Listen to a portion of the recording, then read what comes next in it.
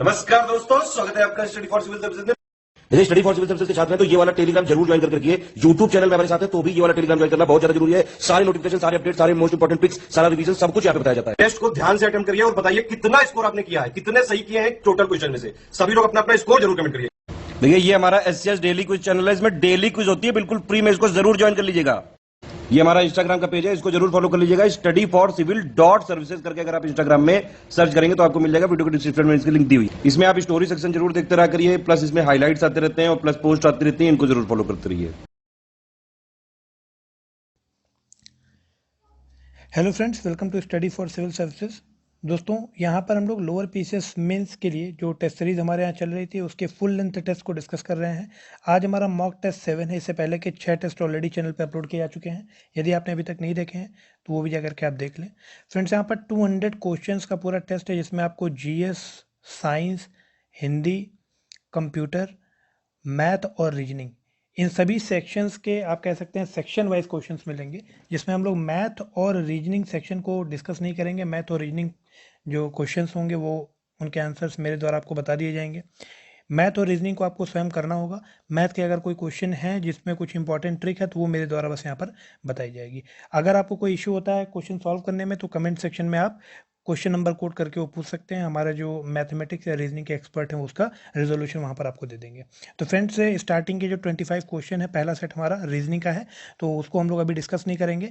और लास्ट में पे आप कह सकते हैं कि लास्ट क्वेश्चन के बाद सारे आंसर्स आपको वहाँ पर बता दिया जाएगा रीजनिंग से रिलेटेड। तो अभी फ्रेंड्स फिलहाल हम लोग स्टार्ट करेंगे सामान्य अध्ययन, या आप कह सकते हैं जनरल स्टडीज़ को। ठीक है,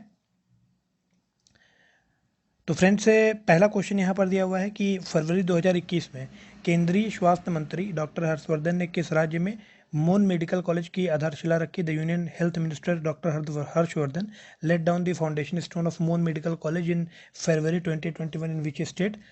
तो फ्रेंड्स इसका सही जवाब हो जाएगा नागालैंड। ठीक है, सी नागालैंड इसका सही जवाब होगा। आगे बढ़ते हैं, अगला क्वेश्चन है क्वेश्चन नंबर 2। बैंकर पत्रिका द्वारा किसे central bank of the year Asia Pacific 2020 चुना गया है? Who has been named the central banker of the year Asia Pacific 2020 by the bankers magazine? 4 option थे यहाँ पर, तो इसका सही जवाब हो जाएगा सी शक्तिकांत दास। ठीक है, शक्तिकांत दास जी को बैंकर्स मैगजीन के द्वारा central banker of the year Asia Pacific 2020 चुना गया है। अगला क्वेश्चन है क्वेश्चन नंबर 3। हाल ही में विश्व का पहला प्लेटिपस अभ्यारण्य किस देश में बनाए जाने की घोषणा की गई है? The world first platypus century has been announced in which country? तो अमेरिका, फ्रांस, ऑस्ट्रेलिया और जापान। 4 ऑप्शन थे आपके पास, इसका सही जवाब हो जाएगा फ्रेंड्स ऑस्ट्रेलिया। हाल ही में ऑस्ट्रेलिया ने पहला प्लेटिपस सेंचुरी बनाने की घोषणा की है। अगला है क्वेश्चन नंबर 4। हाल ही में व्यापारियों के लिए रुपे सॉफ्ट पीओएस लॉन्च करने के लिए एनपीसीआई ने किस बैंक के साथ साझेदारी की है? Recently NPCI has partnered with which bank to launch RuPay soft POS for merchants? तो सॉफ्ट पीओएस ये एक तरीके का पॉइंट ऑफ सेल होता है जो कि मर्चेंट्स यूज़ करते हैं। तो फ्रेंड ध्यान रखिएगा, ऐसी घोषणा एनपीसीआई के साथ मिलकर के रुपे सॉफ्ट पीओएस लॉन्च करने की घोषणा एसबीआई या स्टेट बैंक ऑफ इंडिया ने की है। ठीक है, अगला है क्वेश्चन नंबर 5। फरवरी 2021 में संस्कृति मंत्रालय ने राष्ट्रीय संस्कृति महोत्सव के तीसरे संस्करण का आयोजन कहाँ किया है? In February 2021 where has the ministry of culture organize the 3rd edition of national cultural festival? तो 4 ऑप्शन थे यहाँ पर, ग्वालियर, इंदौर, मुर्शिदाबाद और गुलबर्गा। तो फ्रेंड्स मुर्शिदाबाद इसका राइट आंसर होगा। ठीक है, नेशनल कल्चरल फेस्टिवल का आप कह सकते हैं जो तीसरा संस्करण है उसको हाल ही में मिनिस्ट्री ऑफ कल्चर ने ऑर्गेनाइज करने की घोषणा की है। कहाँ पर? मुर्शिदाबाद में। अगला क्वेश्चन है फ्रेंड्स क्वेश्चन नंबर 6। हाल ही में फूड वेस्ट इंडेक्स रिपोर्ट 2021 किस संस्था ने जारी किया है? Which institute has recently release the food waste index report 2021? NABARD, World Bank, UNEP या यूनेस्को? तो फ्रेंड जो फूड वेस्ट इंडेक्स रिपोर्ट 2021 है ये आपका यूनाइटेड नेशन इन्वायरमेंट प्रोग्राम या यूएनईपी के द्वारा जारी किया गया है। अगला क्वेश्चन है क्वेश्चन नंबर 7। सीपीयू का मुख्य घटक क्या है? कंट्रोल यूनिट, मेमोरी, एएलयू या उपरोक्त सभी? तो फ्रेंड्स जो सीपीयू होता है सेंट्रल प्रोसेसिंग यूनिट है ना, इसके तीनों ही घटक हैं, कंट्रोल यूनिट, मेमोरी और एएलयू, अर्थमेटिक लॉजिकल यूनिट। तो ये आपका सी, बी और ए तीनों ही ऑप्शन होंगे, तो इसलिए आप कह सकते हैं डी ऑप्शन इसका करेक्ट होगा, उपरोक्त सभी। अगला है क्वेश्चन नंबर 8। एक छोटे सिलिकॉन चिप पर ट्रांजिस्टरों और अन्य इलेक्ट्रॉनिक उपकरणों के साथ पूर्ण इलेक्ट्रॉनिक सर्किट को क्या कहते हैं? The complete electronic circuit on a small silicon chip with thousands of transistors and other electronic devices is called workstation, CPU, integrated circuit या मैग्नेटिक डिस्क। तो फ्रेंड ध्यान रखिएगा, जो सिलिकॉन चिप होता है उसके ऊपर ट्रांजिस्टर या फिर और भी बहुत सारे जो इलेक्ट्रॉनिक उपकरण लगे होते हैं, तो इस पूरे सिस्टम को एक साथ बोला जाता है आईसी चिप्स, है ना, जिनको हम कह सकते हैं इंटीग्रेटेड सर्किट चिप। तो सी ऑप्शन इसका करेक्ट होगा, ध्यान रखिएगा। अगला है क्वेश्चन नंबर 9, निम्न में से कौन सी एक आउटपुट डिवाइस है? प्रिंटर, मॉनिटर, माउस या डी है ए बी दोनों? तो फ्रेंड्स जो प्रिंटर और मॉनिटर है ये दोनों ही आपके आउटपुट डिवाइस हैं, ध्यान रखिएगा। प्रिंटर और मॉनिटर ये दोनों ही आपके आउटपुट डिवाइस हैं। तो आंसर हो जाएगा आपका डी, ए और बी दोनों, ठीक है, डी, ए और बी दोनों। अगला है क्वेश्चन नंबर 10, कर्सर की मौजूदा स्थिति के बाईं ओर के एक अक्षर को डिलीट करने के लिए किस कुंजी का प्रयोग किया जाता है? Which key is use to delete letter, use to delete a letter to the left of the cursor position, the current position of the cursor. आप कंप्यूटर में वर्ड पे कुछ टाइप करते होंगे, तो ये सपोज कीजिए आपका कर्सर है, तो जस्ट इसके बगल वाला जो लेटर होता है उसको डिलीट करने के लिए हम लोग बैक स्पेस, है ना, बैक स्पेस को दबाते हैं, ध्यान रखिएगा। तो इसका ए ऑप्शन करेक्ट हो जाएगा, बैक स्पेस। अगला है क्वेश्चन नंबर 11, कंप्यूटर का कौन सा भाग फाइलों के लिए एक अस्थायी स्टोरेज उपलब्ध कराता है? Which part of the computer provides only temporary storage of files?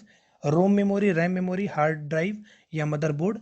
तो फ्रेंड्स ध्यान रखिएगा, इसका आंसर होगा रैम मेमोरी, है ना। जो रैम मेमोरी होता है ये आपका अस्थायी स्टोरेज उपलब्ध कराता है फाइल्स के लिए कंप्यूटर में। तो रोम मेमोरी क्या होता है? Read only memory. RAM memory होता है फ्रेंड्स रैंडम एक्सेस मेमोरी। तो ध्यान रखिएगा, जो रैंडम एक्सेस मेमोरी है ये एक अस्थायी या टेम्परेरी स्टोरेज होता है फाइल्स या डॉक्यूमेंट्स के लिए कंप्यूटर में। अगला है क्वेश्चन नंबर 12, जब प्रयोक्ता को सीपीयू में तत्काल उपलब्ध सूचना की जरूरत हो तो किस में स्टोर की जानी चाहिए? When the user needs immediate available information in CPU it should be stored in. तो पहला ऑप्शन है सीपीयू, रैम, सेकेंडरी स्टोरेज या फिर सीडी। तो ध्यान रखिएगा फ्रेंड्स, यहाँ पर अगर तत्काल ज़रूरत होती है तो हमें रैम में उसको स्टोर रखना इंपॉर्टेंट होता है। रैंडम एक्सेस मेमोरी एक टेम्परेरी आप कह सकते हैं स्टोरेज की तरह काम करता है। अगला है क्वेश्चन नंबर 13, निम्न में से कौन सा एक सिस्टम यूनिट का भाग है? मॉनिटर, सीपीयू, सीडी रोम या फ्लॉपी डिस्क? तो फ्रेंड जो सीपीयू होता है सेंट्रल प्रोसेसिंग यूनिट, ये आपका सिस्टम यूनिट का ही एक भाग होता है। क्वेश्चन नंबर 14 है, डिस्क को पढ़ने के लिए प्रयोग में आने वाला हार्डवेयर है? तो जो यहाँ पर डिस्क ड्राइव है ये डिस्क को पढ़ने के लिए प्रयोग में लाया जाता है। Disk drive is a hardware use to read the disk. पुराने जो लैपटॉप होते थे आपने देखा होगा कि एक साइड में बटन होता है, ये अगर लैपटॉप है यहाँ पर कीबोर्ड है, ठीक है, ये आपका मॉनिटर है, तो कीबोर्ड के यहाँ पर आप देखेंगे एक बटन होता था, इसको दबाइए तो एक ड्राइव सा बाहर निकलता था जिसमें हम लोग सीडी रखते थे, है ना, डिस्क रखते थे। तो उसी ड्राइव की बात कर रहा है। तो जो डिस्क होता है, सीडी होती है, उसको रीड करने के लिए ये ड्राइव की आवश्यकता होती है। आजकल के कंप्यूटर्स में ये नहीं दिखने को आपको मिलेगा। क्यों? क्योंकि अब आज पेन ड्राइव से काम चलता है, सीडी का यूज़ बहुत कम हो गया, फ्लॉपी तो एकदम विलुप्ति हो गया है ना। तो फ्लॉपी डिस्क तो विलुप्ति हो चुका है, बाकी जो सीडी है ये भी अब धीरे धीरे कम हो रहा है। अगला क्वेश्चन है क्वेश्चन नंबर 15, पौधे की वृद्धि सामान्यतः किस मृदा पीएच के मध्य होती है? Growth of the plant is usually between which soil pH? तो यहाँ पर आपको ऑप्शन दिए गए हैं 6 से 7.5, ध्यान रखिएगा 6 to 7.5 अगर पीएच है मृदा की तो वो पौधे की वृद्धि या प्लांट की ग्रोथ के लिए बहुत अच्छी मानी जाती है। अगला है क्वेश्चन नंबर 16, हाल ही में भारत का पहला ट्रांसजेंडर कम्युनिटी डेस्क किस राज्य में खुला है? तो recently India first transgender community desk has opened in which state?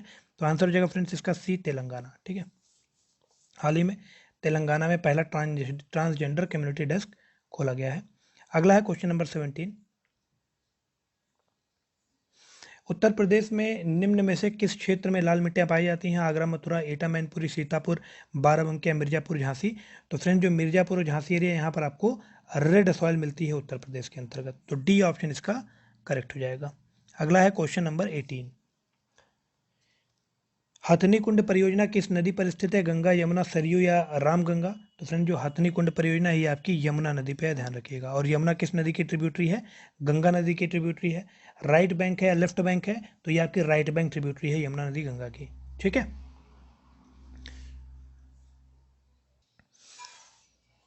इसके बाद फ्रेंड्स क्वेश्चन नंबर 19, तो इसका 18 का आंसर क्या हो जाएगा? बी, यमुना।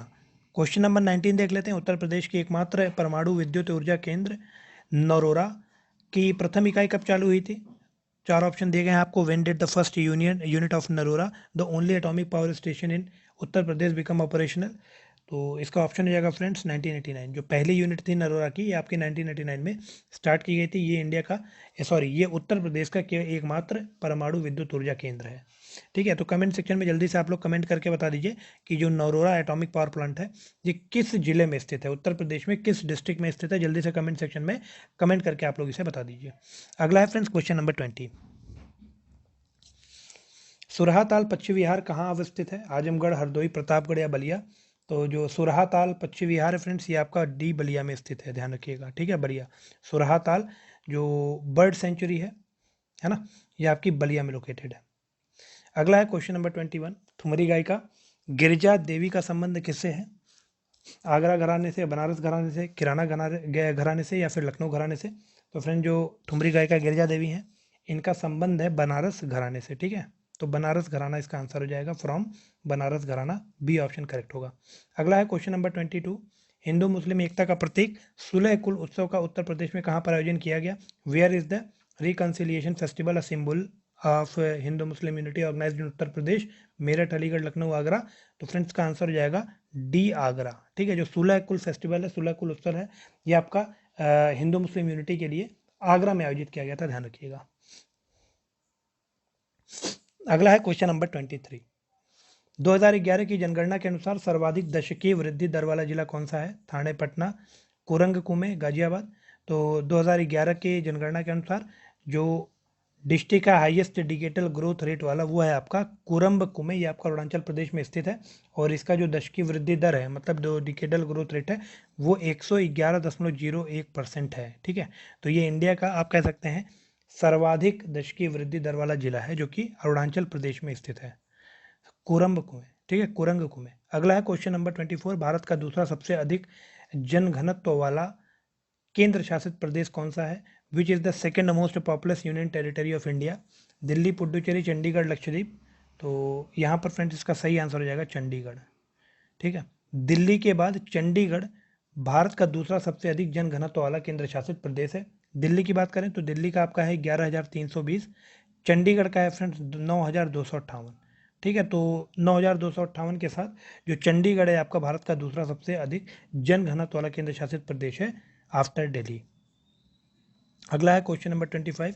उत्तर प्रदेश का सर्वाधिक जनघनत्व वाला जिला कौन सा है? प्रयागराज, गाजियाबाद, वाराणसी या नोएडा? तो फ्रेंड्स उत्तर प्रदेश का सबसे अधिक जनघनत्व वाला जिला आपका है गाजियाबाद। ठीक है, इसका जनघनत्व है 3,971। अगला क्वेश्चन है क्वेश्चन नंबर 26। उत्तर प्रदेश का न्यूनतम दशकीय वृद्धि दर वाला जिला कौन सा है? Which district of Uttar Pradesh has the lowest decadal growth rate? तो बागपत, हमीरपुर, बहराइच या कानपुर नगर? तो कानपुर नगर का जो डिकेडल ग्रोथ रेट है फ्रेंड्स वो है 9.9%, जो कि सबसे कम है। तो डी ऑप्शन इसका करेक्ट हो जाएगा। ठीक है, डी कानपुर नगर उत्तर प्रदेश का न्यूनतम दशकीय वृद्धि दर वाला जिला है। ये आप कह सकते हैं लोवेस्ट डिकेडल ग्रोथ रेट 9.9% किसका है? कानपुर नगर का। अगला है क्वेश्चन नंबर 27। भारत के किस राज्य ने मानव विकास प्रतिवेदनों का प्रकाशन सर्वप्रथम प्रारंभ किया था? Which state of India first publish the human development report? Himachal Pradesh, Kerala, Madhya Pradesh या आंध्र प्रदेश? तो फ्रेंड्स मध्य प्रदेश का सही जवाब होगा। सबसे पहला स्टेट है इंडिया का मध्य प्रदेश जिसने ह्यूमन डेवलपमेंट रिपोर्ट पब्लिश किया है। ठीक है, सी हो जाएगा Madhya Pradesh. Question number 28 friends की निम्नलिखित में से कौन सा एक असमानता घटाने का उपाय नहीं है? तो न्यूनतम आवश्यकता कार्यक्रम, अर्थव्यवस्था का उदारीकरण, करारोपण या भूमि सुधार? मतलब which one of the following is not a solution to reduce inequality? Minimum requirement programme, liberalisation of economy, taxation या लैंड रिफॉर्म? तो फ्रेंड्स लिबरलाइजेशन ऑफ इकोनॉमी आप कह सकते हैं कि इनइक्वालिटी को रिड्यूस करने के लिए कोई सोल्यूशन नहीं है। ठीक है, तो बी ऑप्शन इसका करेक्ट हो जाएगा। अगला है क्वेश्चन नंबर 29। किस उद्योग को आधुनिक सभ्यता का मूलभूत तत्व माना जाता है? Which industry is considered the root of modern civilisation? तो फ्रेंड्स जो आयरन एंड स्टील उद्योग है, लोहा एवं इस्पात उद्योग, आप इसे कह सकते हैं it is the root of modern civilisation. तो बी ऑप्शन इसका करेक्ट हो जाएगा। अगला है क्वेश्चन नंबर 30। निम्नलिखित में से कौन सा कारक भारत के घरेलू उत्पाद में सर्वाधिक अंशदान करता है? Which of the following contribute to the India's factor domestic product? तो इसमें इसका आंसर हो जाएगा फ्रेंड्स सेवाएं या सर्विस सेक्टर। अगला है क्वेश्चन नंबर 31। नगद आरक्षण अनुपात और खुला बाजार कार्यवाही, मतलब कैश रिजर्व रेशियो और ओपन मार्केट ऑपरेशन, ये किसके हथियार हैं आप कह सकते हैं, या किसके टूल्स हैं? फिस्कल पॉलिसी के, मतलब राजकोषीय नीति के, मौद्रिक नीति के, मतलब मॉनेटरी पॉलिसी के, बजट पॉलिसी के, या फिर ट्रेड पॉलिसी के। तो ध्यान रखिएगा फ्रेंड, जो CRR, SLR या फिर ओपन मार्केट ऑपरेशन OMO होता है, यह आपका किसी भी देश का जो केंद्रीय बैंक होता है, सेंट्रल बैंक RBI है ना, उसके द्वारा यूज करने वाले टूल्स होते हैं अपनी मॉनेटरी पॉलिसी को अंजाम देने के लिए। तो आप कह सकते हैं बी ऑप्शन इसका करेक्ट होगा, मॉनेटरी पॉलिसी। फिस्कल पॉलिसी किसके द्वारा बनाई जाती है? तो किसी भी देश की गवर्नमेंट, आप कह लीजिए सरकार के द्वारा जो यूज की जाती है पॉलिसी, वो होती है आपकी फिस्कल पॉलिसी, है ना, इकोनॉमी को स्टेबल करने के लिए, इन्फ्लेशन को कंट्रोल करने के लिए। और जो मॉनेटरी पॉलिसी होती है, ये पॉलिसी होती है किसी भी देश के सेंट्रल बैंक या रिजर्व बैंक की। तो इंडिया के केस में आप कह सकते हैं मॉनेटरी पॉलिसी कौन यूज करता है, तो वो आपका हो जाएगा reserve bank of India, RBI। अगला है क्वेश्चन नंबर 32। कौंडिन्या पश्चिमी विहार कहाँ पर स्थित है? Where is Koundinya bird sanctuary located? Karnataka, Orissa, Andhra Pradesh, Tamil Nadu? तो फ्रेंड, जो कौंडिन्या पश्चिमी विहार है या बर्ड सेंचुरी है, ये आपका आंध्र प्रदेश में लोकेटेड है, ध्यान रखिएगा। आंध्र प्रदेश के चित्तूर जिले में स्थित है, चित्तूर जिले में, ठीक है। अगला है क्वेश्चन नंबर 33। पलामू वन्यजीव अभ्यारण्य भारत के किस राज्य में स्थित है? Palamu wild life sanctuary located in which state of India? Bihar, Jharkhand, Chhattisgarh या मध्य प्रदेश? तो पलामू वाइल्ड लाइफ सेंचुरी ये आपका फ्रेंड्स लोकेटेड है झारखंड में।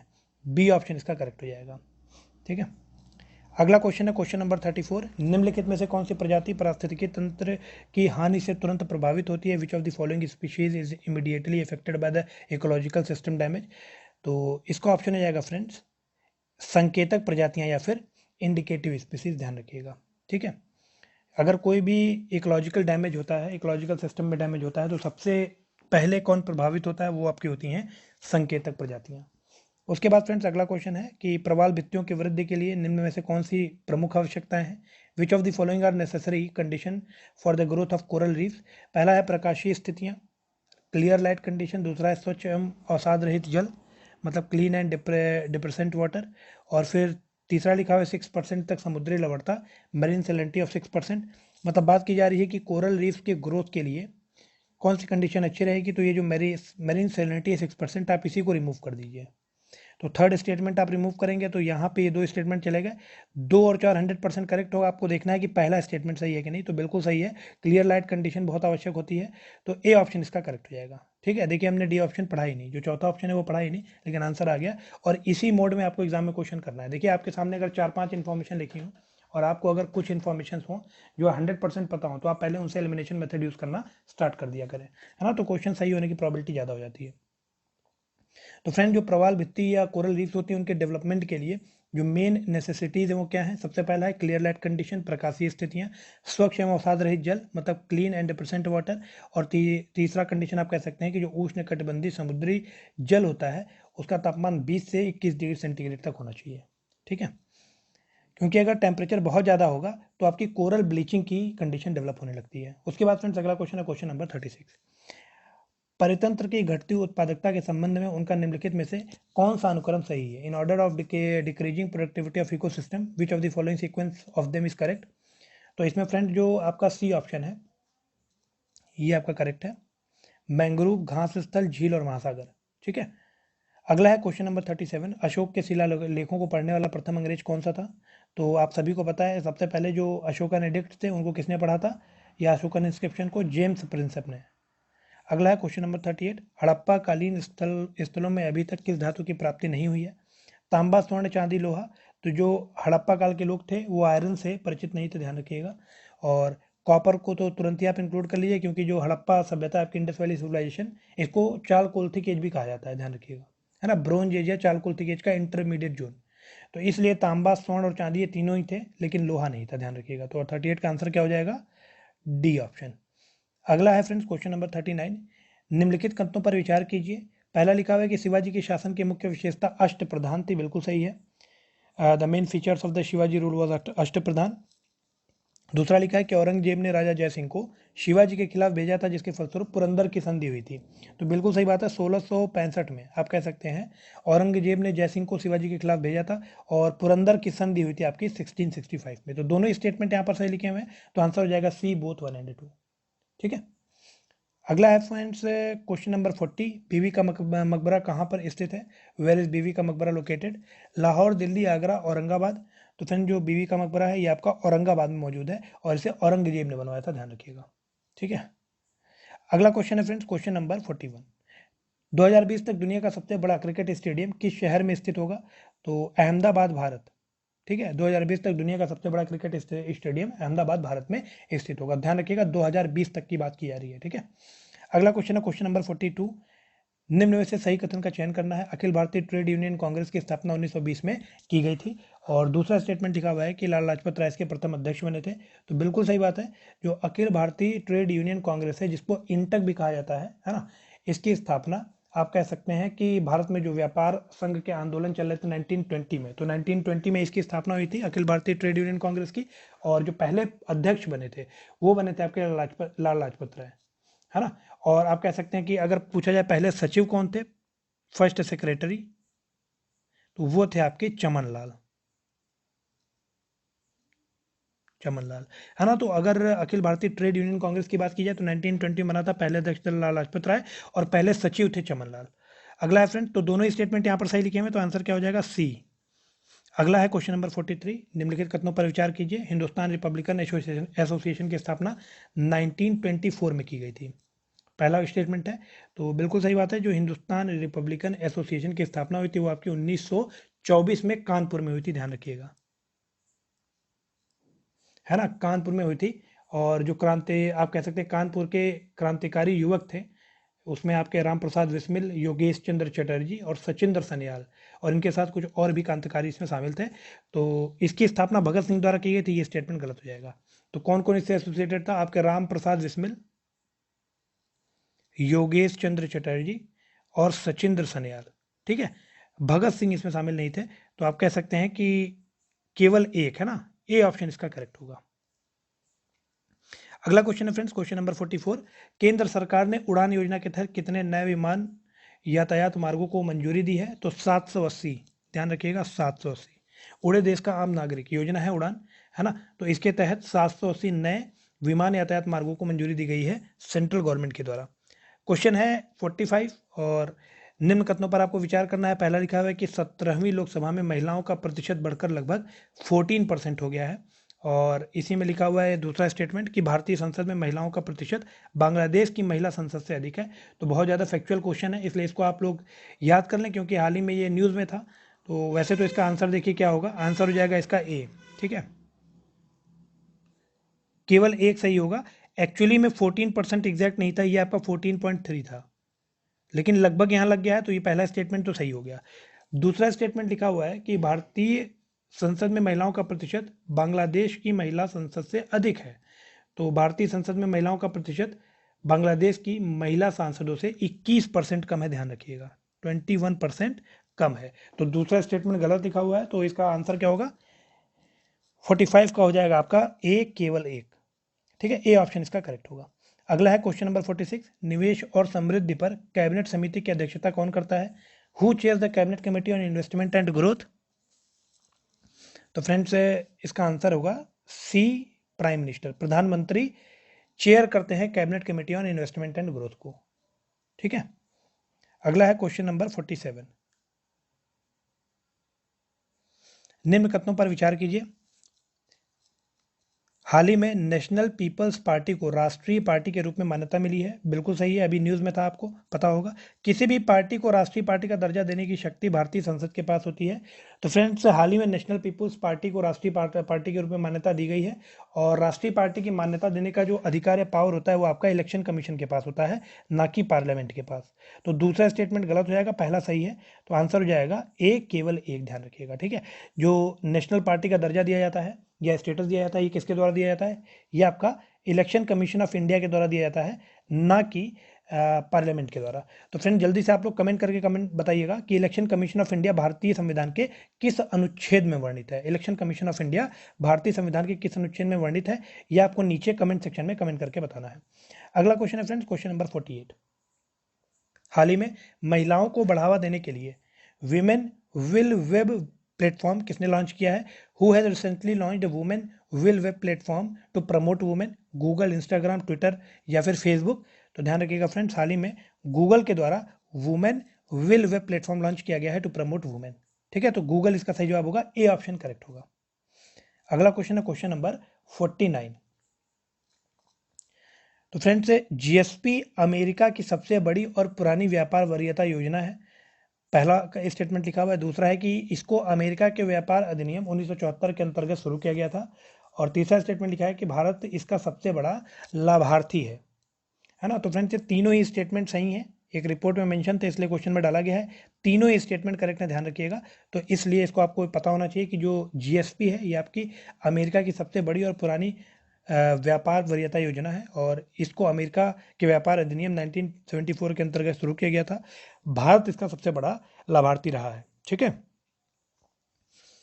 उसके बाद फ्रेंड्स तो आंसर हो जाएगा सी, उपरोक्त तीनों। क्वेश्चन नंबर 50, सुरजीत भल्ला समिति किससे संबंधित है?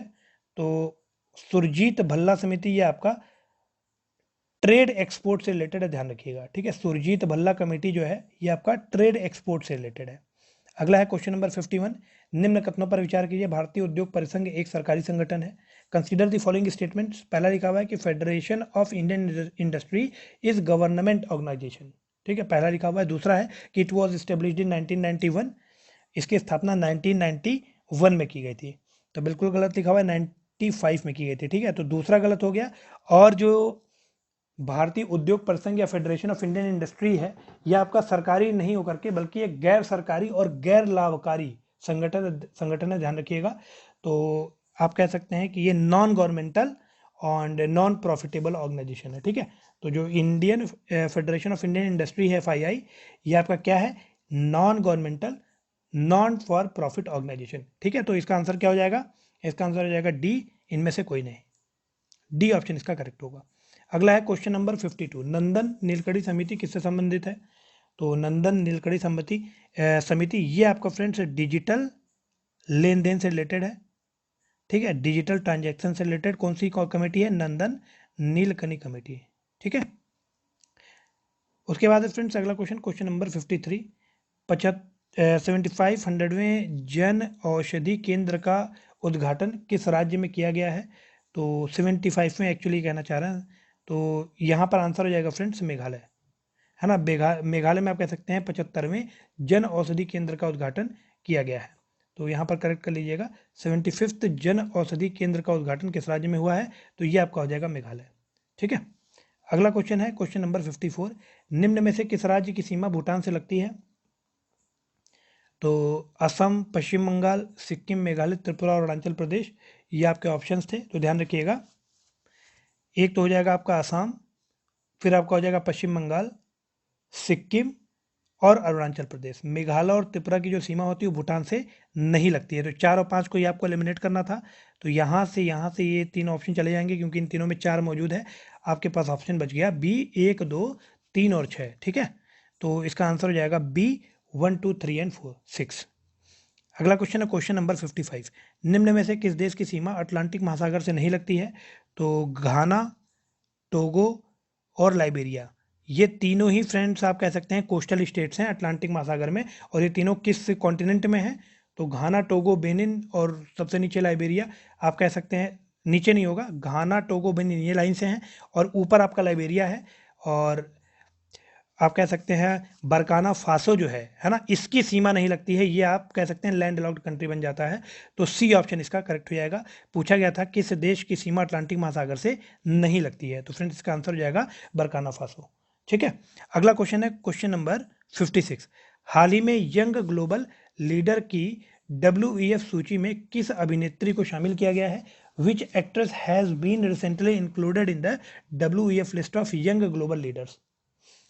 ठीक है, तो यहाँ पर ऑप्शन दिए गए हैं प्रियंका चोपड़ा, अनुष्का शर्मा, दीपिका पादुकोण और कैटरीना कैफ। तो फ्रेंड्स आंसर क्या हो जाएगा? दीपिका पादुकोण। ठीक है, हाल ही में इन्हें WEF list of young global leaders में इंक्लूड किया गया है। अगला है क्वेश्चन नंबर 57, हाल ही में गहरी मत्था समुद्र तट चर्चे में रहा है, यह किस राज्य में स्थित है? उड़ीसा, त्रिपुरा, पश्चिम बंगाल या Maharashtra? Recently Gahirmatha beach has been in the discussion, in which state is it located? तो फ्रेंड्स उड़ीसा, त्रिपुरा, वेस्ट बंगाल और महाराष्ट्र, ये आपके ऑप्शन थे। तो जो गहरमत्था ये आपका उड़ीसा में लोकेटेड है, ध्यान रखिएगा। ठीक है, जो उत्कल प्लेन्स हैं आपके वहाँ से संबंध रखता है, तो उड़ीसा में ये लोकेटेड है। 57 का आंसर हो जाएगा ए। अगला है question number 58, artificial intelligence and the future of power नामक पुस्तक किसके द्वारा लिखी गई है? तो राजीव मल्होत्रा, राजीव मल्होत्रा के द्वारा, डी ऑप्शन इसका करेक्ट होगा, artificial intelligence, AI and the future of power. ठीक है। क्वेश्चन नंबर 59 है, निम्न में से किस देश की सीमा किर्गिस्तान की सीमा को स्पर्श नहीं करती है? तो उज्बेकिस्तान करती है, कजाकिस्तान करती है, तजिकिस्तान भी करती है। अफगानिस्तान की सीमा कहीं से भी किर्गिस्तान को टच नहीं करती है, तो सी ऑप्शन इसका करेक्ट हो जाएगा। तो आप कह सकते हैं ये सब आपके सेंट्रल एशियन कंट्रीज हैं, ध्यान रखिएगा, सेंट्रल मध्य एशिया देश कहा जाता है उज्बेकिस्तान, कजाकिस्तान, किर्गिस्तान, तजिकिस्तान और तुर्कमेनिस्तान, जिसमें अफगानिस्तान शामिल नहीं है। ठीक है, तो कितने कंट्रीज हो जाएंगे आपके सेंट्रल एशिया में? Uzbekistan, Kazakhstan, Turkmenistan, Tajikistan, Kyrgyzstan, ये सब आपके कंट्रीज हो जाएंगे सेंट्रल एशिया के। अगला है क्वेश्चन नंबर 60, हरियाणा के किस शहर में बस स्टैंड का नाम बदलकर सुषमा स्वराज के नाम पर रख दिया गया है? Which city of Haryana bus stand was named after Sushma Swaraj? तो फ्रेंड्स का आंसर हो जाएगा ए अंबाला। ठीक है, ए अंबाला इसका सही जवाब होगा। तो एक क्वेश्चन अब मैं आपसे वो पूछता हूँ, कमेंट सेक्शन में आप जरूर इसका रिप्लाई कीजिएगा कि किर्गिस्तान की कैपिटल क्या है? किर्गिस्तान की कैपिटल क्या है? किर्गिस्तान की कैपिटल का नाम आप लोग को कमेंट सेक्शन में लिख करके बताना है। वहाँ पर रिसेंटली आप कह सकते हैं 19th शांघाई कॉरपोरेशन ऑर्गेनाइजेशन की जो 19th बैठक है ना, शांघाई एससीओ जो होता है आपका, शांघाई कॉरपोरेशन ऑर्गेनाइजेशन, उसकी 19वीं बैठक हाल ही में अभी किर्गिस्तान की कैपिटल में ही आयोजित की गई है। तो किर्गिस्तान की कैपिटल का नाम आप लोगों को कमेंट सेक्शन में कमेंट करके बताना है। अगला है फ्रेंड्स क्वेश्चन नंबर 61, प्रधानमंत्री नरेंद्र मोदी किसके द्वारा लिखित भागवत गीता को ई बुक संस्करण को लॉन्च किया है? Who has launched the e book version of Bhagavad Gita written by prime minister Narendra Modi? मतलब प्रधानमंत्री नरेंद्र मोदी के द्वारा लिखी गई भगवत गीता को के ई बुक संस्करण को किसके द्वारा लॉन्च किया गया है? ये क्वेश्चन है आपका। तो इसके ऑप्शन दे रखे हैं, स्वामी चिदवानंद, बाबा रामदेव, हरदेव सिंह और इनमें से कोई नहीं। तो फ्रेंड 61 का आंसर हो जाएगा स्वामी चिदवानंद। ठीक है,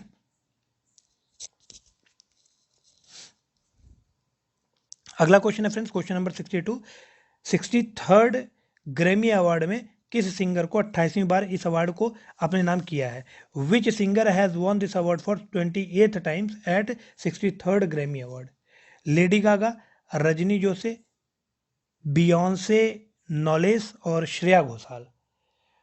तो फ्रेंड्स क्वेश्चन नंबर 62 का आंसर हो जाएगा आपका बियॉन्से नॉलेस, है ना। बियॉन्से नॉलेस ने 28वीं बार 63rd ग्रैमी अवार्ड को अपने नाम किया है, ध्यान रखिएगा, बियॉन्से नॉलेस। अगला क्वेश्चन है क्वेश्चन नंबर 63, निम्न में से कौन सा एक प्राथमिक प्रदूषक नहीं है ना। आपसे पूछा गया विच of the following is not a primary pollutant? Sulphur dioxide, carbon dioxide, nitric oxide या कार्बन मोनोऑक्साइड? तो फ्रेंड्स जो प्राथमिक प्रदूषक होते हैं, मतलब जो प्राइमरी पॉल्यूटेंट्स हैं, वो कौन कौन से हैं? एक आपका हो जाएगा एक हो जाएगा SO2, फिर आपका हो जाएगा NO2, CO2 और CO। ये आपके प्राइमरी पॉल्यूटेंट्स हैं, ध्यान रखिएगा। Sulphur dioxide, nitrogen dioxide, carbon dioxide या कार्बन मोनोऑक्साइड। तो जो नाइट्रिक अम्ल है ये आपका प्राथमिक प्रदूषक नहीं होगा, तो सी ऑप्शन इसका करेक्ट हो जाएगा। 63rd का हो जाएगा सी, नाइट्रिक एसिड। अब यहाँ पर फ्रेंड्स जो द्वितीय प्रदूषक है उनके नाम भी आपको पता होना चाहिए। तो फ्रेंड जो नाइट्रिक एसिड है ये आपका सेकेंडरी पॉल्यूटेंट है, ध्यान रखिएगा। और इसके साथ कौन कौन सेकेंडरी पॉल्यूटेंट है? तो सल्फर ट्राईऑक्साइड, ठीक है, sulphur trioxide, sulphuric acid H2SO4, परॉक्सी आप कह सकते हैं परॉक्सी एसिटिल और नाइट्रिक एसिड, ये आपके सब सेकेंडरी पॉल्यूटेंट्स हैं, ध्यान रखिएगा। अगला है क्वेश्चन नंबर 64, हिंदी भाषा के साहित्य अकादमी पुरस्कार 2020 को किसने जीता है? अनामिका, दिव्य प्रकाश दुबे, आशीष चौधरी या अनु सिंह? तो फ्रेंड्स का आंसर हो जाएगा अनामिका। ठीक है, अगला है क्वेश्चन नंबर 65, निम्नलिखित में से कौन सा कथन सही है? तो पहला है मोहम्मद अली डॉक्टर कलाम पर बनने वाली आगामी बायोपिक में डॉक्टर कलाम का किरदार निभा रहे हैं, और दूसरा है कि इस फिल्म से संबंधित भारतीय निर्देशकों में से एक मधुर भंडारकर भी हैं। तो Mohammad Ali is playing the role of doctor Kalam in his upcoming biopic, और one of the Indian directors related to this project is Madhur Bhandarkar. तो फ्रेंड्स ये दोनों ही स्टेटमेंट सही लिखे हुए, सी ऑप्शन इसका करेक्ट होगा। ठीक है, मोहम्मद अली डॉक्टर कलाम की भूमिका निभाएंगे, और जो डायरेक्टर्स हैं उसमें आपका जो इंडियन डायरेक्टर हैं उसमें मधुर भंडारकर भी शामिल है। ठीक है, तो 65 का आंसर हो जाएगा सी, बोथ 1 एंड 2। अगला क्वेश्चन है फ्रेंड्स, क्वेश्चन नंबर 66। प्रधानमंत्री किसान पेंशन योजना के संबंध में निम्नलिखित कथनों पर विचार कीजिए। Consider the following statements regarding prime minister किसान पेंशन स्कीम। यहाँ पर दो कथन दिए गए हैं। पहला है कि इस योजना के तहत 60 वर्ष की आयु पूरी होने पर किसानों को 3,000 रुपये प्रतिमाह पेंशन के रूप में दिया जाएगा।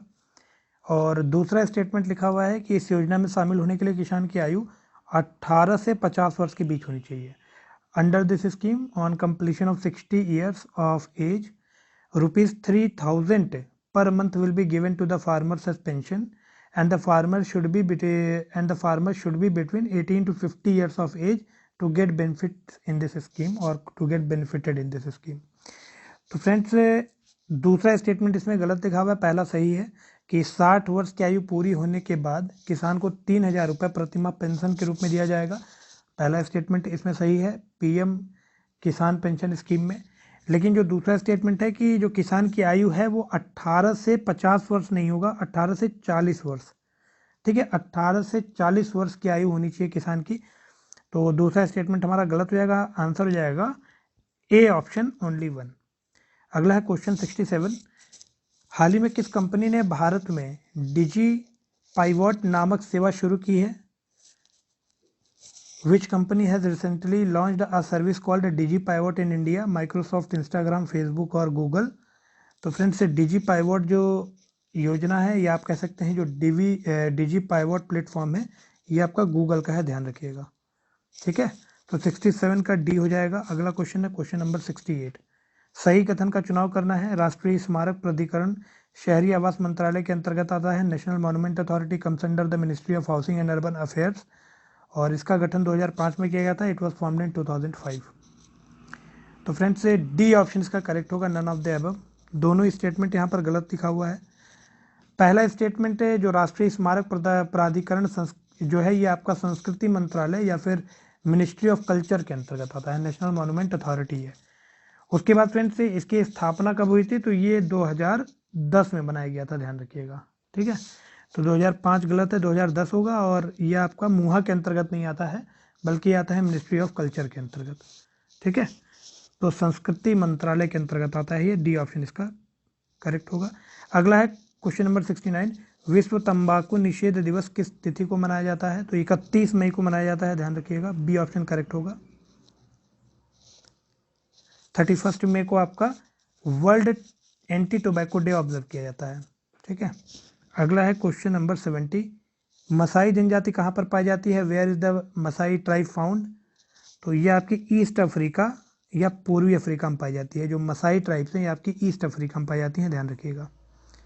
अगला है क्वेश्चन नंबर 71। सिंधु घाटी सभ्यता और वैदिक सभ्यता के बीच मुख्य अंतर क्या है? What was the main difference between Indus Valley civilisation and Vedic civilisation? पहला ऑप्शन लिखा है कि सिंधु घाटी सभ्यता शहरी थी जबकि वैदिक सभ्यता ग्रामीण थी। Indus Valley civilisation was urban whereas the Vedic civilisation was rural. तो बिल्कुल सही है कि ये ऑप्शन ही करेक्ट होगा, बाकी पढ़ने की आवश्यकता भी नहीं है। तो 71 का आंसर हो जाएगा ए। फ्रेंड जो इंडस वैली सिविलाइजेशन थी ये आपकी अर्बन सिविलाइजेशन कहा जाता है कि दुनिया का ये पहला फर्स्ट अर्बनाइजेशन था। ठीक है, जो इंडस वैली सिविलाइजेशन था। उसके बाद जो 16 महाजनपदों में मगध का आप कह सकते हैं, मगध एक सुपर पावर बन के सामने आता है, तो उसे सेकेंड अर्बनाइजेशन माना जाता है।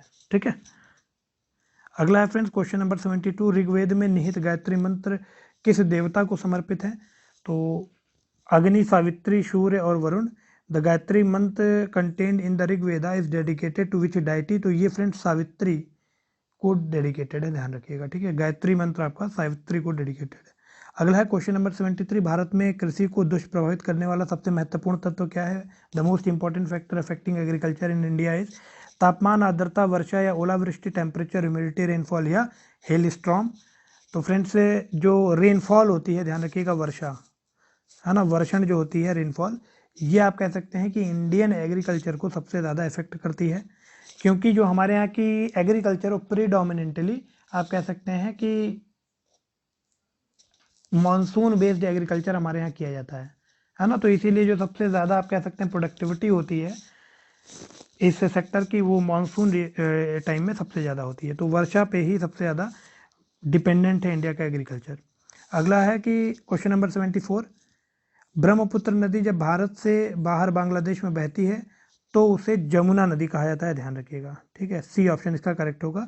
Brahmaputra river flows outside India, it is known as Jamuna in Bangladesh. अगला है क्वेश्चन नंबर 75, निम्नलिखित में से किसे पृथ्वी की सबसे पतली परत के रूप में जाना जाता है।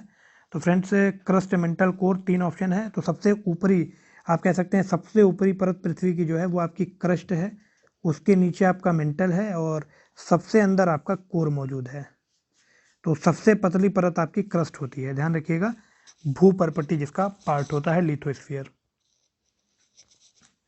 अगला क्वेश्चन है फ्रेंड्स क्वेश्चन नंबर 1। अब आपका सामान्य विज्ञान एवं गणित वाला पोर्शन चालू हो गया है। तो पहला क्वेश्चन लिखा हुआ है कि सुमेलित करना है आपको इसमें। वॉट, नॉट, नॉटिकल मील और कैलोरी एक तरफ है, ऊष्मा नौ संचालन, समुद्री जहाज की गति और शक्ति एक तरफ है, ठीक है। तो फ्रेंड्स, जो वॉट है ये आपका शक्ति का यूनिट हो जाएगा, है ना, पहले का 4 हो जाएगा। नॉट जो है ये समुद्री जहाज की गति को प्रदर्शित करता है। नॉटिकल मील जो है ये आपकी नौ संचालन में यूज़ होती है, ध्यान रखिएगा। और जो कैलोरी है ये ऊष्मा से रिलेटेड हो जाएगा। तो इस तरह से आपका 4 3 2 1 4 3 2 1 आपका देखिए यहाँ पर दिया हुआ है सी ऑप्शन में, तो सी ऑप्शन इसका करेक्ट होगा। अगला है फ्रेंड्स क्वेश्चन नंबर 2, पायरोमीटर इनमें से किसे मापने के लिए प्रयोग किया जाता है। तो बहुत अधिक उच्च तापमान को नापने के लिए पायरोमीटर का यूज़ किया जाता है। Very high temperature, a pyrometer use to measure extraordinary high temperature. अगला क्वेश्चन है क्वेश्चन नंबर 3, निम्नलिखित में से कौन सी एक सदिश राशि है। वेक्टर क्वांटिटी पूछा जा रहा है, तो किसमें दिशा भी होती है ये आपसे पूछा जा रहा है। तो संवेग, दाब, ऊर्जा और कार्य आपको दिया गया है। तो फिर जो संवेग है, मोमेंटम, है ना, इसमें आपकी दिशा भी होती है, m into v, p equals to m into v, ये संवेग का फॉर्मूला होता है। अगला है क्वेश्चन नंबर 4, बल इनमें से किसका गुणनफल है, द्रव्यमान और वेग का। तो आपको पता है F इज इक्वल टू होता है m इंटू ए, द्रव्यमान और त्वरण, है ना, द्रव्यमान और एक्सीलरेशन या मास और एक्सीलरेशन। तो बी ऑप्शन इसका करेक्ट हो जाएगा, चौथे का हो जाएगा बी। अगला है क्वेश्चन नंबर 5, बर्फ जमी झील के अंदर मछलियाँ जीवित रहती हैं, क्यों। तो fishes survive inside the frozen lake because, क्योंकि नीचे का पानी जो होता है वो जमा हुआ नहीं होता है ना, ऊपर की परत जमी हुई होती है, लेकिन झील की तली पर जो जल होता है वो जमा हुआ नहीं पाया जाता है। तो आप कह सकते हैं water does not freeze at the bottom of the lake, झील की तली पर, सी ऑप्शन करेक्ट हो जाएगा इसका। अगला है क्वेश्चन नंबर 6, निम्नलिखित में से कौन सा द्रव्य सर्वाधिक घनी या घना होता है, या फिर आप कह सकते हैं सबसे ज़्यादा विस्कस होता है। तो ऑयल, मिल्क, वाटर और पेट्रोल, आपके पास इतने ऑप्शन थे। तो क्वेश्चन नंबर 6 का आंसर हो जाएगा फ्रेंड्स ए, तेल, है ना, जो ऑयल होता है उसकी विस्कोसिटी सबसे ज़्यादा होती है। उसके बाद है क्वेश्चन नंबर 7, तेज हवा वाली रात्रि में ओस नहीं बनती है, क्योंकि no dew is formed in the night with strong wind because, 4 option है, वाष्पीकरण की दर तेज होती है, हवा में नमी कम होती है, तापमान ऊंचा होता है, या आकाश साफ नहीं होता है। तो रेट ऑफ इवेपोरेशन जो होता है बहुत तेज होता है, ध्यान रखिएगा, रेट ऑफ इवेपोरेशन तेज होने के कारण ड्यू जो होता है उसका फॉर्मेशन नहीं होता है स्ट्रॉन्ग विंडी नाइट में, ठीक है। तो जब रात में तेज हवा चल रही होती है तो वाष्पीकरण की दर तेज होने के कारण जो ओस होती है वो नहीं बनती है। तो ए ऑप्शन इसका करेक्ट हो जाएगा। अगला है क्वेश्चन नंबर 8, समुद्र नीला प्रतीत होता है क्योंकि उसकी गहराई अधिक होती है, आकाश में परावर्तन की प्रक्रिया तथा जल के कणों द्वारा प्रकाश के प्रकीर्णन के कारण। तीसरा ऑप्शन है जल के नीले रंग होने के कारण, या चौथा है जल की ऊपरी सतह के कारण। तो फ्रेंड्स, जो आकाश में परावर्तन की क्रिया होती है, रिफ्लेक्शन होता है स्काई में, साथ ही साथ जो जल के कण होते हैं उनके द्वारा जो प्रकीर्णन या स्कैटरिंग की प्रक्रिया होती है, उसके कारण जो वाटर होता है हमें नीला दिखाई देता है। तो बी ऑप्शन इसका करेक्ट हो जाएगा। अगला है क्वेश्चन नंबर 9, बादल आच्छादित रातें स्वच्छ आकाश वाली रातों से अधिक गर्म होती हैं, क्योंकि cloudy nights are warmer than the nights with clear sky because, बादल पृथ्वी तथा हवा से ऊष्मा का विकिरण रोकता है। बादल दिन में सूर्य की रोशनी को ग्रहण करता है और रात को गर्मी का विकिरण करता है। बादल वातावरण को आर्द्र बनाता है तथा ऊष्मा उत्पन्न करता है, या बादल हवा की गति को अवरुद्ध करके उष्णता उत्पन्न करता है। तो 4 ऑप्शन यहाँ पर थे, cloud prevents heat radiation from the earth and air, पहला ऑप्शन था। दूसरा है यहाँ पर कि clouds absorb sunlight during the day and radiate heat at the night, तो ये ऑप्शन गलत है। क्यों? क्योंकि ये काम पृथ्वी करती है। तीसरा ऑप्शन दिया हुआ है कि clouds makes atmosphere humid and generate heat, ये भी गलत है। और by blocking speed of the wind they generate heat, ये भी गलत है। तो फ्रेंड पहला ऑप्शन इसमें करेक्ट होगा कि रात के समय, दिन के समय में जो इंसोलेशन होता है ना, इंसोलेशन के कारण जो सूर्य तप होता है उसको पृथ्वी धारण करती है, और रात के समय में यही सूर्य तप इन फॉर्म ऑफ रेडिएशन या LWTR long wave terrestrial radiation पृथ्वी बाहर निकालती है। तो ये जो लॉन्ग वेव टेरेस्ट्रियल रेडिएशन होते हैं, अगर क्लाउडी नाइट होगा तो ये नीचे के ही वातावरण में रह जाएगा, ऊपर नहीं जा पाएगा, ठीक है। क्योंकि जो क्लाउडी नाइट्स होते हैं, क्लाउड्स होते हैं, इनको वापस रिफ्लेक्ट कर देते हैं अर्थ की तरफ। तो ये एक मेन रीजन होता है कि गर्म होने का, है ना, रातों के गर्म होने का मेन कारण यही होता है। तो इसका आंसर क्या हो जाएगा? क्वेश्चन नंबर 9 का आंसर हो जाएगा ए, ठीक है। अगला क्वेश्चन है फ्रेंड्स, क्वेश्चन नंबर 10, पानी में हवा का बुलबुला ठीक वैसे ही काम करेगा जैसे ऑप्शन दिया है उत्तल दर्पण, उत्तल लेंस, अवतल दर्पण या अवतल लेंस कार्य करता है। The air bubble in the water will work similarly, तो किसकी तरह काम करता है? जो एयर बबल होता है, पानी के अंदर जो हवा का बुलबुला होता है, वो कॉन्केव लेंस की तरह वर्क करता है। ध्यान रखिएगा, अवतल लेंस की तरह, है ना, अवतल लेंस या कॉन्केव लेंस की तरह काम करता है। तो डी ऑप्शन इसका करेक्ट हो जाएगा। अगला है क्वेश्चन नंबर 11, ध्वनि ऊर्जा को विद्युत ऊर्जा में परिवर्तित करने वाले यंत्र का नाम क्या है? What is the name of instrument which convert sound energy into electrical energy? तो फ्रेंड जो माइक्रोफोन होता है, ध्यान रखिएगा, माइक्रोफोन आपका साउंड एनर्जी को इलेक्ट्रिकल एनर्जी में कन्वर्ट करता है। अगला है क्वेश्चन नंबर 12, जब कोई तरंग एक स्थान से दूसरे स्थान तक जाती है तो वह किसका परिवहन करती है? तो when a wave travels from one place to another place it transports energy, ध्यान रखिएगा, वो एनर्जी का ट्रांसपोर्ट करती है, ऊर्जा का, ठीक है। बी ऑप्शन इसका करेक्ट होगा। अगला क्वेश्चन नंबर 13, विरंजक चूर्ण के लिए कौन सा कथन असत्य है? Which statement is incorrect for bleaching powder? पहला है कि यह जल में अधिक विलेय होता है। उसके बाद दूसरा ऑप्शन है यह हल्के पीले रंग का चूर्ण होता है। तो फ्रेंड पहला ही करेक्ट है, सॉरी पहला इनकरेक्ट है, ध्यान रखिएगा, ये जल में अधिक विलेय नहीं होता है, ठीक है। जो ब्लीचिंग पाउडर होता है ये जल वाटर के अंदर बहुत ज़्यादा सॉल्युबल नहीं होता है। तो आपको असत्य ही पता करना था, तो यही ये ऑप्शन गलत दिखा हुआ है। बाकी जो ऑप्शन हैं वो सभी सही लिखे हुए हैं। जो आपका ब्लीचिंग पाउडर या विरंजक चूर्ण होता है ये हल्के पीले रंग का होता है, ये ऑक्सीडेशन का काम करता है, और इससे तनु अम्ल की प्रतिक्रिया को क्लोरीन से आप कह सकते हैं निष्कासित किया जाता है, या फिर chlorine is given out of bye it's reaction with dilute acid, है ना। जब ये डाइल्यूट एसिड से रिएक्शन करता है तो क्लोरीन बाहर निकलता है। तो तीनों ही ऑप्शन सही लिखे हुए हैं, बी, सी और डी। तो ए ऑप्शन गलत है, इसलिए आपको असत्य ही बताना था, तो ये आपका करेक्ट ऑप्शन हो जाएगा। उसके बाद फ्रेंड्स अगला क्वेश्चन है क्वेश्चन नंबर 14, बायोगैस में मुख्यतः क्या होता है? तो कार्बन डाइऑक्साइड और मीथेन, ध्यान रखिएगा, कार्बन डाइऑक्साइड और मीथेन, सी ऑप्शन इसका करेक्ट होगा। अगला है क्वेश्चन नंबर 15, भूपर्पटी में सर्वाधिक पाया जाने वाला तत्व कौन सा है? तो जो भूपर्पटी होता है या अर्थ क्रस्ट होता है उसमें सर्वाधिक आपका ऑक्सीजन पाया जाता है, ठीक है। ऑक्सीजन के बाद सेकंड नंबर पे आपका सिलिकॉन होता है, ध्यान रखिएगा। तो ऑक्सीजन सर्वाधिक मात्रा में पाया जाता है। अगला है क्वेश्चन नंबर 16, अभ्रक क्या है? एस्बेस्टस क्या होता है? तो फ्रेंड जो एस्बेस्टस है ये आपका ऊष्मा का चालक और विद्युत का कुचालक होता है, ध्यान रखिएगा, है ना, conductor of heat and insulator of electricity, ठीक है। तो ए ऑप्शन इसका करेक्ट हो जाएगा, ऊष्मा का चालक तथा विद्युत का कुचालक। उसके बाद फ्रेंड्स अगला क्वेश्चन मिलान करो का है। तो सुमेलित करना है आपको, एक तरफ कुछ प्रक्रियाएं लिखी हुई हैं और दूसरी तरफ आपको कुछ वस्तुएं लिखी हुई हैं, आपको मिलान करना है कौन सा सही है। तो फ्रेंड जो भंजन होता है या फिर जो फ्रैक्शनल डिस्टिलेशन होता है ये किसका होता है? तो ध्यान रखिएगा, पेट्रोलियम का होता है, ठीक है। तो ए का 2 हो जाएगा। प्रगलन का मतलब होता है स्मेल्टिंग, स्मेल्टिंग किसका होता है? तो स्मेल्टिंग हम ताम्र या आप कह सकते हैं कॉपर का करते हैं। हाइड्रोजनीकरण की अगर बात की जाए तो ये आपका घास वसा इसका आंसर हो जाएगा, और जो वल्कनीकरण है ये आपका रबर हो जाएगा, ठीक है। वल्कनाइजेशन आपका रबर का होता है। तो इस तरह से फ्रेंड्स अगर आप देखें तो 17 का बी ऑप्शन करेक्ट हो जाएगा, 2 3 4 1, ठीक है। 17 का बी ऑप्शन करेक्ट होगा। तो फ्रेंड्स इसका बी ऑप्शन करेक्ट होगा, ध्यान रखिएगा, 2 3 4 1, ठीक है। उसके बाद फ्रेंड अगला क्वेश्चन है क्वेश्चन नंबर 18, पीतल निम्न की मिश्र धातु है, brass is an alloy of. तो ब्रास जो है आपकी तांबा एवं जस्ता, कॉपर एवं जिंक की आप कह दीजिए मिश्र धातु या एलॉय है, ठीक है। तो ब्रास एलॉय है आपका कॉपर एंड जिंक का, ठीक है। अगला क्वेश्चन है क्वेश्चन नंबर 19, मिलान करना है आपको। एक तरफ धातु दी हुई है और एक तरफ कंपाउंड दिया, आपको बताना है कौन सी धातु का यूज़ या सॉरी कौन से एलिमेंट का यूज़ किसको बनाने में किया जाता है। तो एक तरफ एलिमेंट लिखे हुए हैं और एक तरफ लिस्ट में आप कह सकते हैं उनके द्वारा निर्मित कंपाउंड लिखा हुआ है। तो जर्मन सिल्वर ये आपका निकल के द्वारा आप कह सकते हैं। शोल्डर ये आपका टिन से रिलेटेड होगा। ब्लीचिंग पाउडर आपका हो जाएगा क्लोरीन और हाइपो हो जाएगा आपका सोडियम। ठीक है, तो इस तरह से इसका करेक्ट ऑप्शन हो जाएगा 2143। 2143 आपका डी ऑप्शन आप देख सकते हैं। तो 19th का डी ऑप्शन करेक्ट होगा। ठीक है, अगला क्वेश्चन है क्वेश्चन नंबर 20। स्टील को कठोरता प्रदान करने के लिए क्या बढ़ाई जाती है?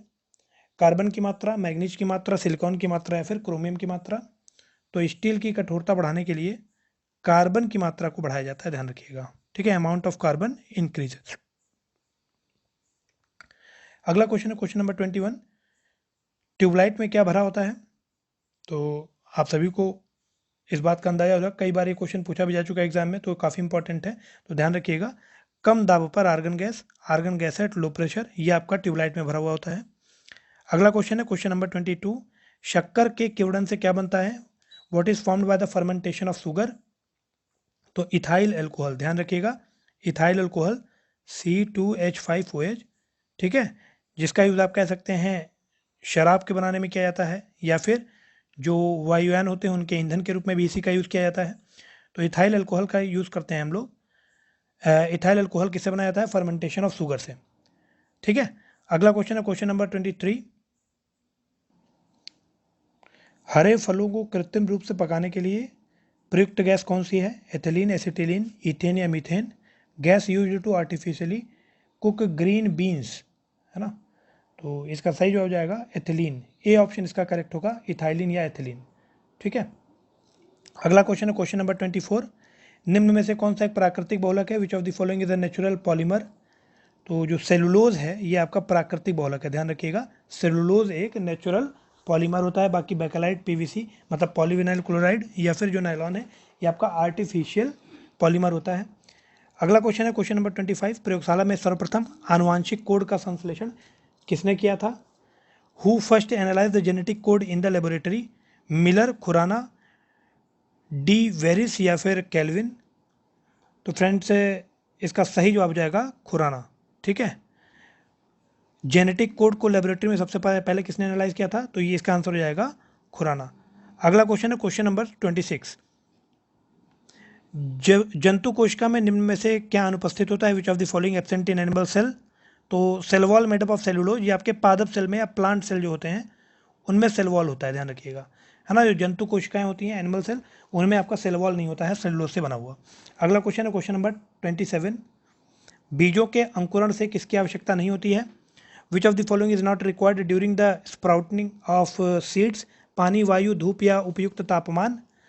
तो धूप की आवश्यकता नहीं होती, ध्यान रखिएगा। जब बीजों का अंकुरण होता है ना, during the sprouting of seeds आपको धूप की आवश्यकता नहीं होती, सनलाइट जरूरत नहीं होती है।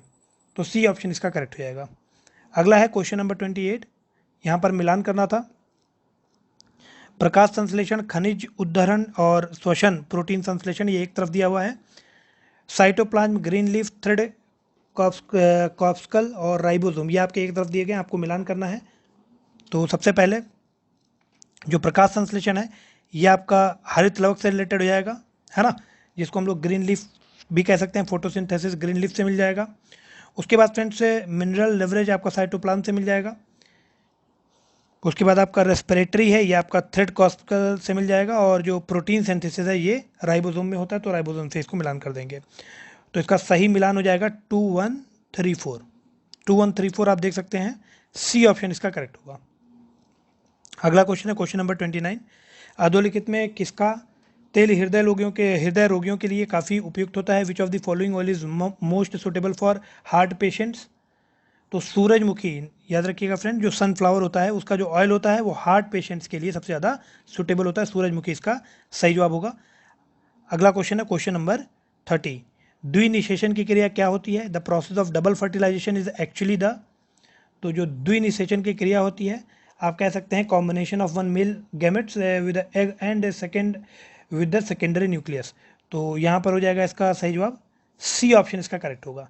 30th का क्या हो जाएगा सी, एक नर युग्म का अंडाकोश से तथा दूसरे का द्वितीयक केंद्रक से संयोजन। ठीक है, अगला क्वेश्चन है क्वेश्चन नंबर 31, घटते हुए क्रम में मानव शरीर में विद्यमान प्रमुख तत्व कौन से हैं?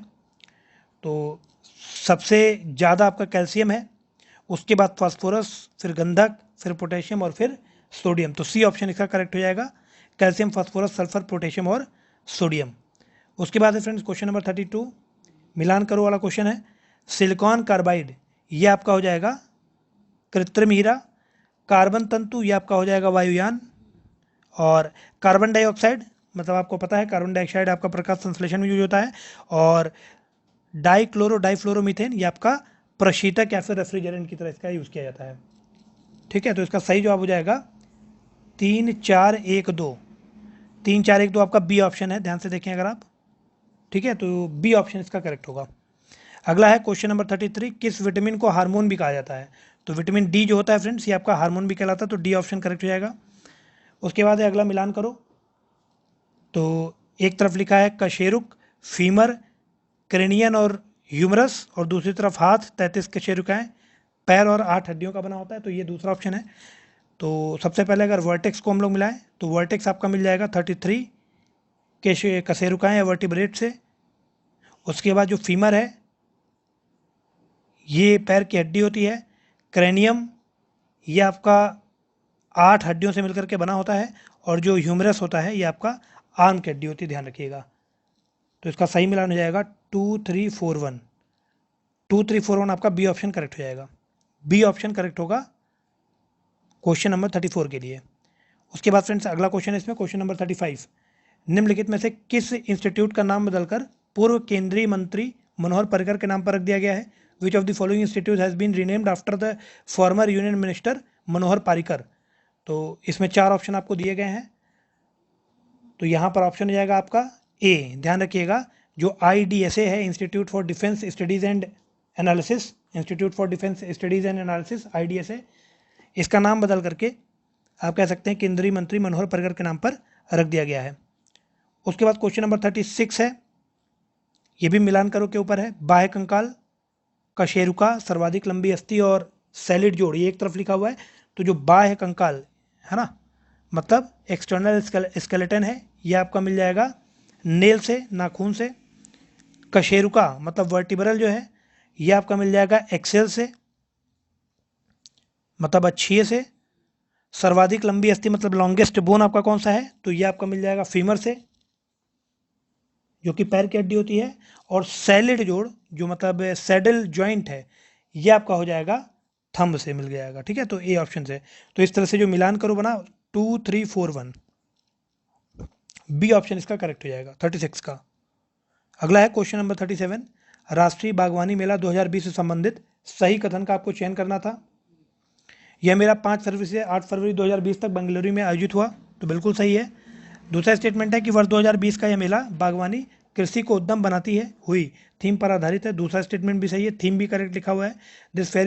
This fair for the year 2020 is based on the theme horticulture making agriculture and enterprise, ये इसका थीम था।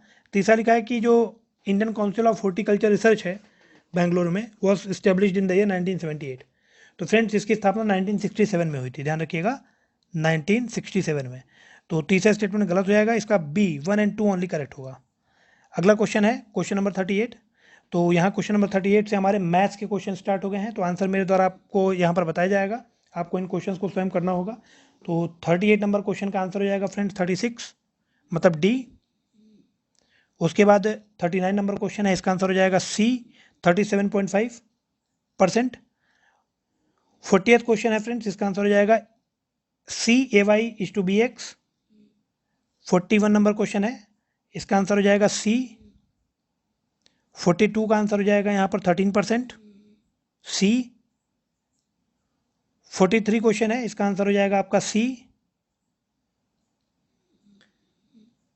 44 का आंसर हो जाएगा 300 रुपीज़ ए। 45 इसका आंसर हो जाएगा फ्रेंड्स सी 16,400 रुपये। 46 का आंसर हो जाएगा आपका 2,500 रुपये ए ऑप्शन। 47 का हो जाएगा यहाँ पर 3,000 रुपये सी ऑप्शन।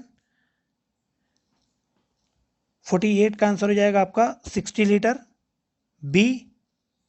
49 का आंसर हो जाएगा सी 200 मीटर। 50 का आंसर हो जाएगा यहाँ पर दोस्तों 21 किलोमीटर, ध्यान रखिएगा इंपॉर्टेंट है, 21 किलोमीटर। 51 का आंसर हो जाएगा 6:2/3, बी। 52 का आंसर हो जाएगा फ्रेंड्स 200 घंटे। 53 नंबर क्वेश्चन है, इसका आंसर हो जाएगा आपका डी। 54 का आंसर हो जाएगा सी। देखिए इन क्वेश्चंस को आपको स्वयं करना होगा, ठीक है। उसके बाद अगर नहीं होता है तो आप कमेंट में पूछ सकते हैं लिख करके, वहाँ पर आप लिख दीजिएगा, जो मैथमेटिक्स या रीजनिंग के एक्सपर्ट हैं वो इसका जवाब आपको वहाँ पर दे देंगे। 55 का आंसर हो जाएगा बी। जो लोग हमारे पेड ग्रुप से जुड़े हैं उनको तो कोई समस्या नहीं है, वो पेड ग्रुप पर त्वरित रूप से पूछ सकते हैं। और 56 का आंसर हो जाएगा फ्रेंड्स सी। 57 का आंसर हो जाएगा ए। 58 नंबर क्वेश्चन का आंसर है यहाँ पर बी 94 डिग्री। 59 का आंसर हो जाएगा सी 45 डिग्री। 68 का आंसर हो जाएगा ए 30 डिग्री। 61 का आंसर हो जाएगा 60 डिग्री, सी ऑप्शन। 62 का आंसर हो जाएगा 6 सेंटीमीटर, है ना, डी ऑप्शन। उसके बाद आता है 63 का आंसर हो जाएगा ए 20/√29। 64 का आंसर हो जाएगा ए 120 डिग्री। 65 का आंसर हो जाएगा 3.27 सेंटीमीटर स्क्वायर, बी ऑप्शन। 66 का आंसर हो जाएगा 12 सेंटीमीटर, डी। 67 का आंसर हो जाएगा आपका बी 544। 68 का आंसर हो जाएगा डी 8.5 मीटर। उसके बाद आपका आ जाता है 69 का आंसर हो जाएगा सी 7.5 सेंटीमीटर। 70th का हो जाएगा ए 2। 71 का हो जाएगा friends 7.875, D option, sorry A option होगा इसका। 71 का आंसर होगा ए 7.875। 72 का आंसर हो जाएगा आपका बी ऑप्शन 2 सेंटीमीटर। 73 का आपका आंसर आ जाएगा यहाँ पर बी ऑप्शन 6080। 74 का आंसर हो जाएगा यहाँ पर A/B, डी ऑप्शन। और 75 जो कि मैथ का लास्ट क्वेश्चन है या इस सेक्शन का लास्ट क्वेश्चन है, इसका आंसर हो जाएगा B4। ठीक है, तो इन क्वेश्चंस को आपको खुद से करना होगा। अब यहाँ से फ्रेंड्स हम लोग का स्टार्ट हो जाता है सामान्य हिंदी। तो इसमें से अघोष वर्ण कौन सा है, अ, ज, ह और स।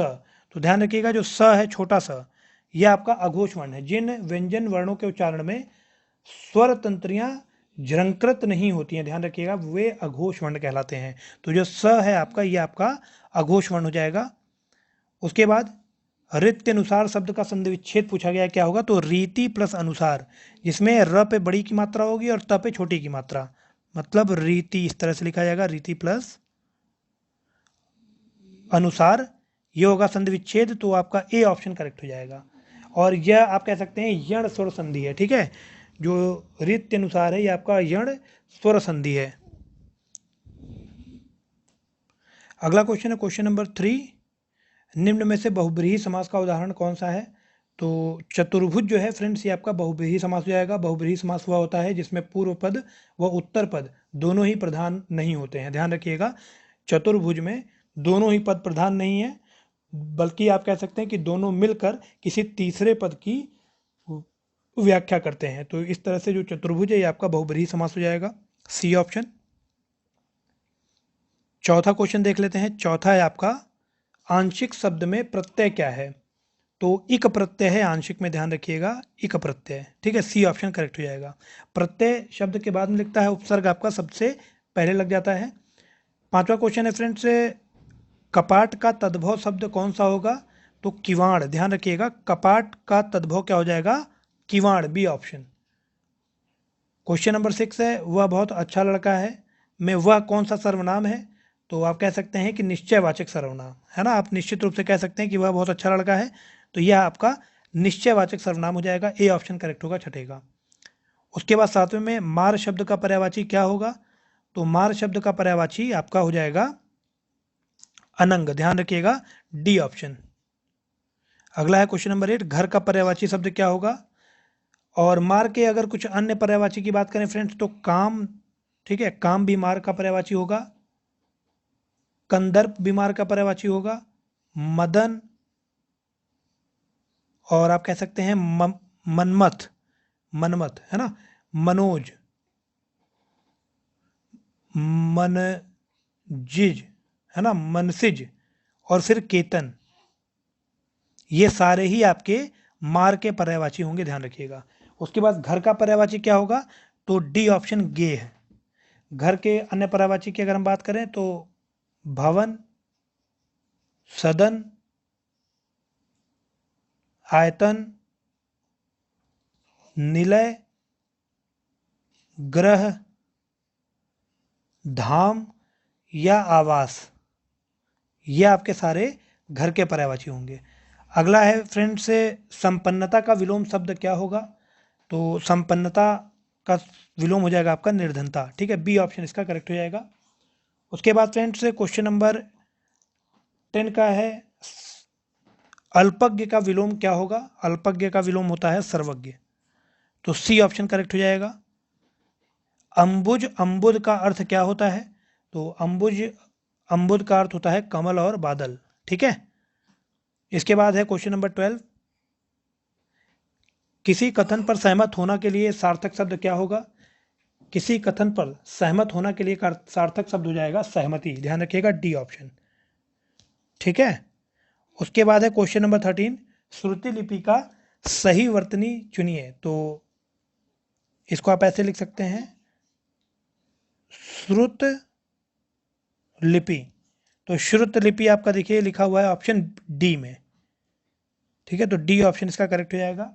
इसके बाद है क्वेश्चन नंबर 14, वह खा रहा था में खा रहा था कौन सा काल है, तो खा रहा था का मतलब हो जाएगा अपूर्ण भूतकाल, क्योंकि उसने काम पूरा नहीं किया था और हम भूतकाल की पास्ट की बात कर रहे हैं, ठीक है। 15वें में मैं 3 मिनट में आ रहा हूं, कौन सा कारक है, तो मैं 3 मिनट में आ रहा हूं, मैं आपका अधिकरण कारक है, ध्यान रखिएगा, है ना, मे पर अरे, तो मैं 3 मिनट में आ रहा हूं, ये आपका अधिकरण कारक हो जाएगा। क्वेश्चन नंबर 16 है आपका प्राचीन काल में, और इसमें से आपको लगाना है लाइन से, है ना, तो क्वेश्चन नंबर 16 जो है, इसमें आप देख सकते हैं यहाँ पे ये य र ल व दिया हुआ है, नंबरिंग आप इसको मान सकते हैं, और आपको बताना है कौन सा इसमें अरेंजमेंट सही होगा। तो फ्रेंड्स अगर आप ल र व य के साथ जाएं, सबसे पहले ल, फिर र, फिर आपका व, और फिर य, है ना, तो इसका ऑप्शन कौन सा हो जाएगा, ये आपका ऑप्शन हो जाएगा बी ऑप्शन, बी ऑप्शन की हम बात कर रहे हैं, तो आपका बिल्कुल सही बैठेगा। अगला है क्वेश्चन नंबर 17, देश की रक्षा के लिए प्रत्येक नागरिक को क्या रहना चाहिए, तो उद्यत रहना चाहिए, ध्यान रखिएगा, उद्यत, बी ऑप्शन करेक्ट होगा। भारत जैसे, और फिर यहाँ पर भी आपको सीक्वेंस में लगाना है, ध्यान रखिएगा, तो इसका सही सीक्वेंस हो जाएगा ल य र व, तो ए ऑप्शन करेक्ट हो जाएगा, ठीक है। उसके बाद 19 है, शुद्ध वाक्य का आपको चयन करना था, तो गीतों की एक पुस्तक ला दीजिए, है ना, गीतों की एक पुस्तक ला दीजिए, ये ऑप्शन सही होगा, तो सी ऑप्शन इसका करेक्ट हो जाएगा। उसके बाद है क्वेश्चन नंबर 20, क्वेश्चन नंबर 20 है, आंख न दीदा काढ़े कसीदा लोकोक्ति का अर्थ क्या होगा, मतलब योग्यता न रहने पर भी काम करने की शेखी भगाना, है ना, योग्यता न रहने पर भी काम करने की शेखी भगाना को हम कह सकते हैं आंख न दीदा काढ़े कसीदा, तो इसका सही ऑप्शन हो जाएगा फ्रेंड्स डी। और उसके बाद है क्वेश्चन नंबर 21 से 25 तक, तो ये एक आप कह सकते हैं पैराग्राफ है, आप देख सकते हैं इसको, आप स्क्रीनशॉट ले लीजिएगा। ऑप्शन मैं बता दे रहा हूँ, क्वेश्चन नंबर 21 का आंसर हो जाएगा बी। उसके बाद है 22 का आंसर हो जाएगा सी। क्वेश्चन नंबर 23 का आंसर हो जाएगा फ्रेंड्स बी। क्वेश्चन नंबर 24 का आंसर हो जाएगा ए, और क्वेश्चन नंबर 25 का आंसर हो जाएगा बी। तो इस तरह से फ्रेंड्स यहाँ पर आज के हमारे सारे क्वेश्चंस खत्म हो गए हैं। अब मैं आपको लास्ट में केवल जो हमारे रीजनिंग के क्वेश्चंस हैं उसके आंसर मैं जल्दी जल्दी आपको बता दूंगा। तो फ्रेंड्स रीजनिंग के पहले क्वेश्चन का आंसर हो जाएगा आपका बी, है ना, ओ। उसके बाद दूसरा क्वेश्चन है, इसका आंसर हो जाएगा आपका सी। सेकंड क्वेश्चन का आंसर हो जाएगा आपका सी, पुत्र पुत्री। थर्ड क्वेश्चन है फ्रेंड्स, थर्ड क्वेश्चन का आंसर हो जाएगा आपका 24A। क्वेश्चन नंबर 4 का आंसर होगा आपका सी। क्वेश्चन नंबर 5 का आंसर हो जाएगा फ्रेंड्स बी, दक्षिण पूर्व। क्वेश्चन नंबर 6 का आंसर हो जाएगा आपका डी। 7 का आंसर होगा सी। 8 का आंसर होगा आपका बी। 9 का आंसर होगा सी। 9 का आंसर सी होगा। 10 का हो जाएगा आपका ए। ये पैराग्राफ है, इस पैराग्राफ को आप पढ़ लें एक बार। क्वेश्चन नंबर 11 का आंसर हो जाएगा आपका सी। 12 का आंसर हो जाएगा आपका बी। 13 का आंसर यहां से आ जाएगा आपका डी। 14th क्वेश्चन आप देख रहे हैं, 14th क्वेश्चन का आंसर हो जाएगा आपका सी। 15th का आंसर हो जाएगा फ्रेंड्स ए। 16th का आंसर हो जाएगा आपका 27 सी। 17th का आंसर हो जाएगा फ्रेंड्स यहाँ पर बी। केवल निष्कर्ष 2 निकलता है। और 18 का आंसर आपका आ जाएगा सी, तीनों निष्कर्ष निकलते हैं। 19th का आंसर हो जाएगा यहाँ पर बी। 20th का आंसर हो जाएगा यहाँ पर बी, केवल निष्कर्ष 2 सही है। और 21 का यहाँ पर आ जाएगा, 21 वाला एक पैराग्राफ है, आप देख लें। 21 से 25 तक के क्वेश्चन स्क्रीनशॉट आप ले लें, इसको आप सॉल्व कीजिएगा। आंसर मैं बता दे रहा हूँ आपको। 21 का आंसर हो जाएगा बी। 22 का हो जाएगा सी, संतरा। 23 का आंसर हो जाएगा ए। 24 का आंसर हो जाएगा यहाँ पर सी। और लास्ट क्वेश्चन है फ्रेंड्स आज का 25 का आंसर हो जाएगा बी, अंगूर। Okay friends, so thank you so much for participating in this test.